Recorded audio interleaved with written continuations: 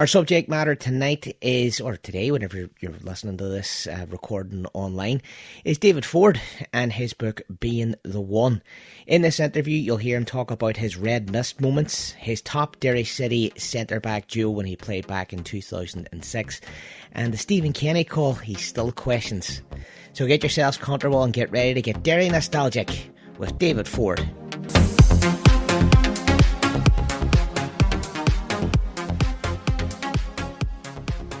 Great to be here and great to be getting out to the Derry faithful. It's been a while. It's probably been too long. And once you mentioned it to me about coming on, Derry's such a fun time in my heart, such a sweet time. So nothing but the utmost respect for Derry and its people. Yeah, you're very much missed. We haven't seen you around in a while. I know you had sent a copy of the book to me Uncle Badger McDade, and it is one that I've read myself during the course of the week. Whenever you came up with the idea of writing the book, David, were you always thinking about just telling your own personal story, or did you hope to get something bigger across to the readers? Yeah, the aim was always to get something bigger. I think when it was first mentioned to me about writing my book, my own mentor had mentioned it to me, and he said, "You got a very fascinating story, you got to tell it." And I was thinking, I'm just little David from the west of Ireland, who's going to want to read my story? So first and foremost, I had to negotiate with myself and the smallness of myself. That alone, what I got from just even overcoming that fear was priceless. And then all the other elements within it is, what will people think if I say this, if I say that? So my whole aim really was to tell the story that, talks about change, transition, life, and also about, self-doubt and fear and all those other different elements. And that's really what the story was about, really, to create a tool and a bridge to showcase my story. In other words, that, it's a universal theme that many people and many young women can learn from. So does the book kind of coincide with the work that you're doing as part of Pathfinder coaching and development that you have with Adele? Does it work to your business's aims and core values? Yeah, absolutely. Well, to be honest, I've always struggled with self-doubt, even before I came to Derry. And my time at West Ham was plagued by massive bouts of self-doubt, imposter syndrome, not feeling good enough, always looking that someone else was better than me. So I never really gave myself the possibility. I was always putting others on pedestals and disempowering myself. Then I come to Derry and as you read in the story, the candy stripes, it was revolutionary for me because I'd given up the goals to football. I totally packed it in, and it wasn't until Stephen Kenny drove all the way down from Derry on a Tuesday night, met me in Galway and said, "Look, I just need a goalkeeper to come and play." And I tell that story and my relationship with Stephen in it and how that started. And then all of a sudden, 2 magical years that just reignited that spark from my love and growth for football, because I was totally disillusioned. I was gone away from the game. Stephen Kenny, I've heard about his negotiations with Darren Kelly in the past. I hear that what he normally does when he meets you, it's so charming. Darren's case, it was, I remember watching you or playing against you one time. You played really well. He really, really ups your ego and then tells you about the plan and bring you in. Was your conversation quite similar with Stephen? Not very similar. It was, he knew that I'd given up the ghost of football. He knew that I was looking at other avenues, going back to study in NUIG as a mature student, going down the Gaelic football route, because like that I was an avid Gaelic footballer, and I love the Gaelic games and hurling and different elements. So I was thinking, right, I'm done with football. I'm going to try a different path in a different way. And there's a great saying, tell God your plans and listen to him laugh. And next thing, Stephen Kenny arrives on my doorstep and he starts telling me that, look, there's 10 games left. Just come and play on the Friday. You can train down in Galway with Joe Riley and Tommy Lally, who were, I write about them in the book, that they were way ahead of their years in terms of coaching back then for Galway. So I used to come up on a Friday, play on a Friday, 10 games to go. I think we played Waterford in the semi-final. Murphy scored a penalty and got beat. So we faded out that year, and I think Stephen was wise enough to realise that, look, once he gets back in, he gets the taste for it again, gets involved, and then just the love and the grow I received from the people at Derry as well. I thought, right, this is absolutely a proper footballing city that love their football, so passionate about the football, And for years, as a young boy, being in the League of Ireland and being a League of Ireland fan, watching the results coming in on a Sunday evening, hearing about Felix and the teams, and Derry City were always, Liam Coyle scoring goals and winning leagues, and Derry were always up there with as one of the top teams, if not the top team at the time. So League of Ireland was very close to me. It's where it all began. It revived my career. It was like Stephen did a bit of career CPR on myself. What did you admire most about Stephen Kenny? What I admire about Stephen was his ability to care for his players, his staff, his people, and that even though on a match day he could only pick 11, it did affect him. However, he used to override that and overcome that, and always look to make the best decision for the team and for the club. He did a great job of that, and just as a person, he's a very kind man. He's a very ambitious man. I remember when I was leading off to Cardiff, he had a chat with my wife and he said, "Oh, you're heading off to Cardiff, you're heading off to England." And my wife had said, "Yeah, David wants to, go after his dream of playing for Ireland." And he says, "Oh, yeah, he'll play for Ireland." And my wife said to him, "You'll manage Ireland." And little did we realise, going back a few years ago, that he'd be the manager and I'd be a member on his staff. So it came full circle, and that was such a sweet thing to happen in my career. Just to get back to the book, there is, I don't know if you want to call it a reoccurring character, but there's something in the underbelly of it which is referred to as the red mist. And it goes back to a lot of incidents throughout your career, and you touch upon people's perception of you as the gentle giant, which is, to me, from the outside looking, and that's how I always felt about you as a person, but you have questioned how do people ever really have that opinion of you. Did this really come from the self-doubt or the imposter syndrome that you had? Absolutely. It came from fear, self-doubt, self-worth, self-esteem, insecurity. And especially in a world of football where there is deep insecurity, you don't know whether you're going to be in your position for 1 week to the next. So you don't know if you're going to be in your job from 1 year to the next. So it's founded on that, and there's a great drive and a great energy that comes with that.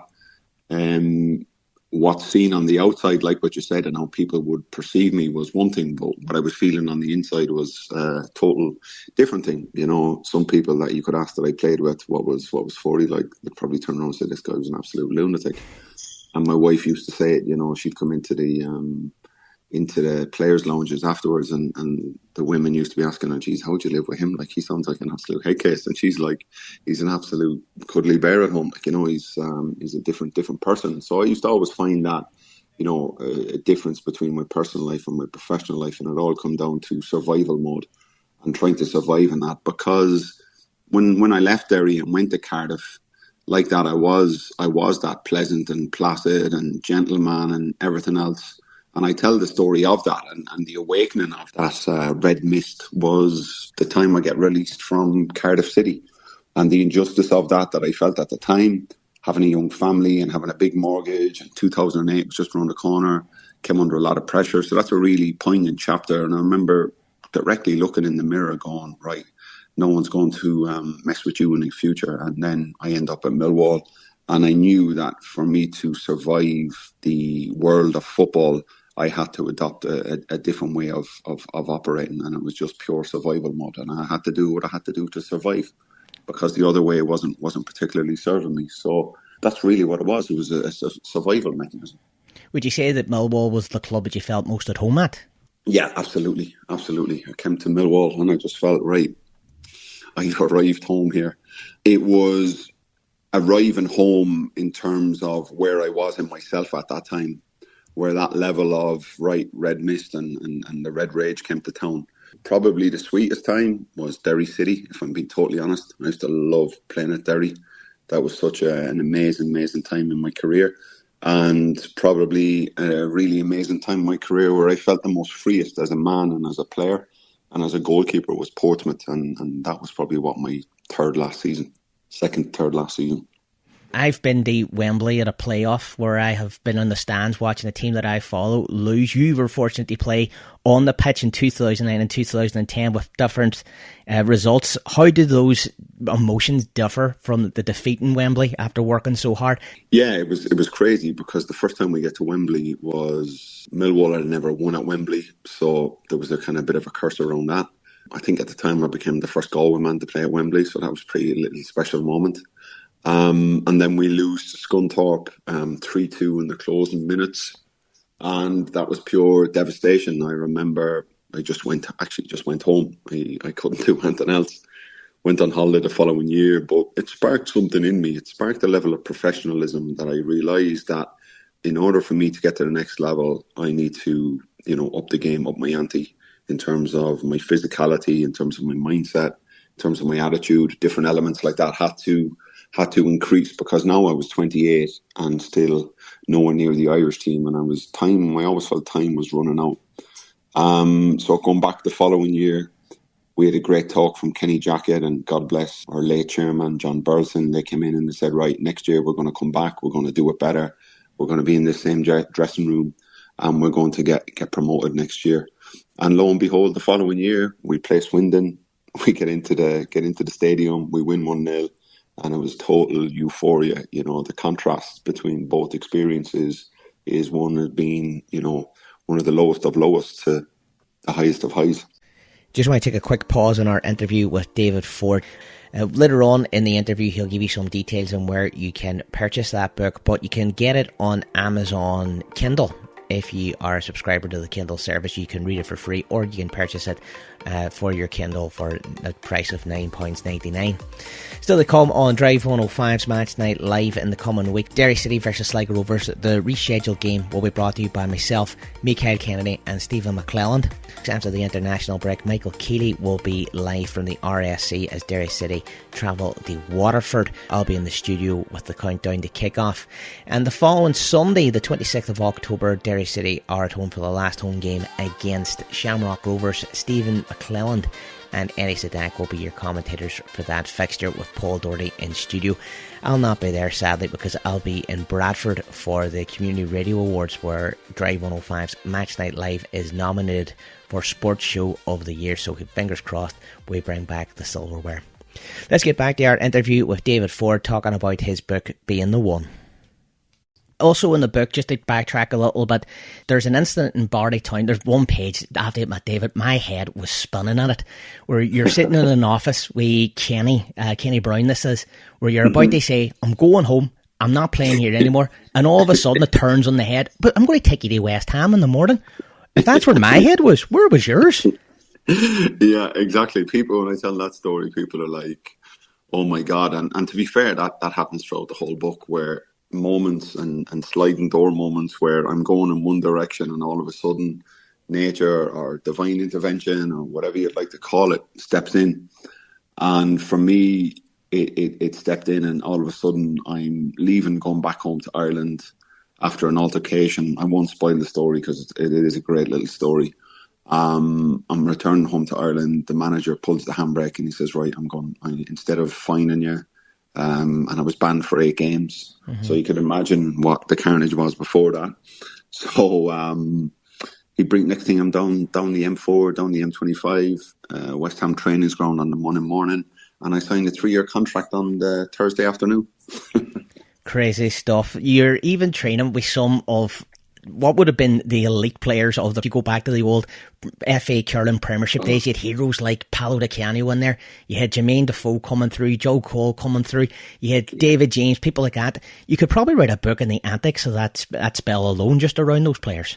Trevor Sinclair, John Moncur was an amazing character who was best mates with Gaza, and he used to come in and light the place up and tell stories about it every day. And they were amazing characters. Don Hutchinson, Stephen Bywater, Michael Carrick was there as well, Richard Garcia. So it was probably at that time, West Ham finished 7th. And it was probably the worst thing Glenn Roeder and West Ham did, because it was kind of best of the rest at that time, because the top 6 were obviously top 6, your Chelseas, your Arsenals, your Liverpools, and those clubs. So West Ham coming up into that pedigree and knocking on the doors was a phenomenal time, and to come into some like top players in the world at that time, and the Canio. So that was just mind blowing in itself. Bearing in mind a week before that, I'm playing in Oswestry Town, and there's sheep crap everywhere all over the pitch, and there's about 2 men and his dog watching it. 5 months earlier, I'm over in I'm playing in the League of Ireland, and almost getting relegated and staying up on the last day with Billy Cleary, ex-Derry player as well. Me and Billy used to drive up and down. It was such a whirlwind, and for a young man at 21 years of age, trying to comprehend that, trying to understand the professional game, trying to understand the amateur game, trying to understand what it actually takes to be there, to be the best, when you didn't necessarily have the support networks or the support mechanisms in place. Obviously, you had family and friends, but to be able to go through what you go through in those high performance arenas, and that's really where Pathfinder coaching and development comes, is understanding performance and how we can be our best, and how our attitude, and ultimately the mechanisms of the mind. And throughout my career, that's what it made me realise is the power of the mind, and studying the mind, and how now I help not only athletes but people in the corporate world in different dimensions. So everything that I did back then was useful, it was purposeful, and it set me the direction for what I'm doing now and how I'm moving my life forward.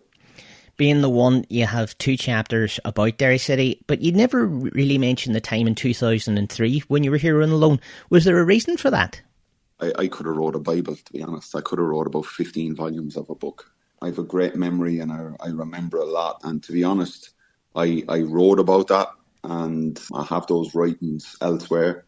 And then the editor comes along and says, right, we need to pull back. And I would have loved to put everything in, but people would have been reading it for about 10 years, and I don't think it would have went down too well. So trying to condense it and put it into a story. And Kevin was the manager back then, came for the loan spell.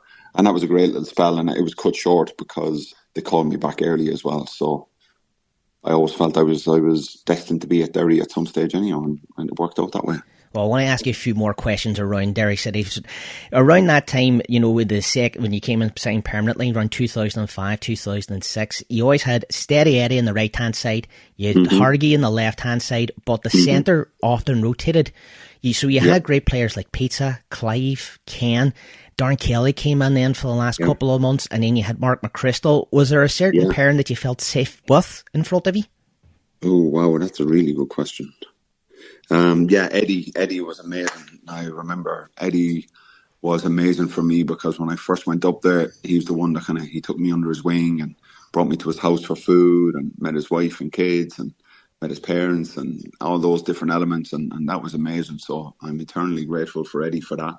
Then we'd Hargy on the left back, and Hargy was such a character. We used to say to him, he'd be training during the week, and he was shocking in training. I mean to say shocking, but by God, could he perform on a Saturday? And he'd always just say to us, "I'm saving it for the theatre of the dreams," and he'd point into the Brandywell, and he absolutely loved it. Peter, for his experience and what he actually done, Peter would definitely be up there. And then you're looking at Clive. Hope he doesn't hear this from Australia. You have Big Ken, Mark McChrystal, and Darren. And I'd say Darren, for that last few games that he started to come in, he brought another dimension to that defence. And to be fair, he had a foot on his head, because he could head the ball from one 18-yard box to the other, and I don't know how he did it to this day. So he was. I'd say Peter and Darren. You discussed the European run in the book, in one of the chapters. Which of those fixtures was your utmost favourite? It all probably started with Gothenburg away. Going away to Gothenburg, former winners of the European Cup, Sven-Göran Eriksson there, Alex Alexandersson. They had a couple of internationals that were just at the World Cup. And, we didn't even, we knew we could go there and go compete and play in Europe, and what an amazing experience. And all of a sudden we started growing into the game, and next thing, Hargy, I can still see Hargy rise at the near post 6 yards out and absolutely thump that ball home. and the place went into euphoria. I made 3-4 great saves that night, kept us in the game, and we won 1-0. And yeah, that was like, I can still see and feel the crowd, even though it was a small crowd from, I suppose, Gothenburg's point of view. And I can still see the setting sun coming down under the stand and the clock behind it, thinking, wow, we're just after beating Gothenburg 1-0 for one of the biggest results. And even all the Irish press and all the League of Ireland reporters coming over there, and they were basically losing their mind and stuff. And we thought, well, we've just beaten Gothenburg. So Gothenburg was probably the peak one for me. You still bewildered by the fact that we never won a league during the period you were here? That's sickening, to lose a league on goal difference on both years, it was absolutely devastating. Well, the last year was goal difference, and that was, I remember staying in, it could have been Da Vinci's Hotel or the Tower, and there was a bit of a function on afterwards, and my fiance at the time, my wife now Ali, came up, and she was like, right, we going to this party, and I just laid back in the bed and I just stayed at the ceiling. I couldn't go anywhere. We should have won the league, and then you look at the way Shelbourne were operating and all that was going on behind the scenes. So yeah, but we still won. We won the FAI Cup, we won the League Cup, but we should have definitely won the treble, 100%. And whether you take Europe into account and different elements of it, and that one hurts the most. And then you look at the year before, going away to Cork, and all we need is a draw.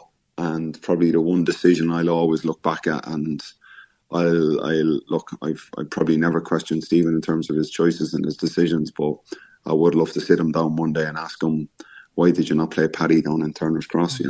Yeah, Paddy not playing was criminal. But anyhow, I'm sure there was a reason, an injury or whatever there was. But yeah, it was heartbreaking not to win the league when we came so close. Where can our listeners get your book? Yes, the book can be got from Charlie Byrne's bookstore in Galway. They also sell it online. And I'm currently just trying to get the Millwall Club Shop are just taking it on board at the moment. So I'm sure they're going to be having it online as well. And like that, if they can't find it that way, they can always reach out to me on LinkedIn or Instagram or an email or whatever. And I'll do my best to get a copy across. And look, I'd love to come back to Derry in the next few weeks and do a signing and bring some books with me then and get to see some old faces. That'd be pretty special. That would be brilliant. I would like to actually go purchase one from you as well because it's a great read and honestly fantastic. Well done on it, David. And I'm glad that we had this conversation and I hope it all works out really well for you. Hey, you're an absolute gentleman. Thanks a million. No bother. Luxor Bathrooms, Tiles and Design, Trench Road, Derry, Londonderry. Come and visit our state-of-the-art showroom, offering a free 3D design service and a top quality product guarantee. Let us make your dream a reality. Luxor Bathrooms, Tiles and Design, sponsors of Match Night Live broadcast.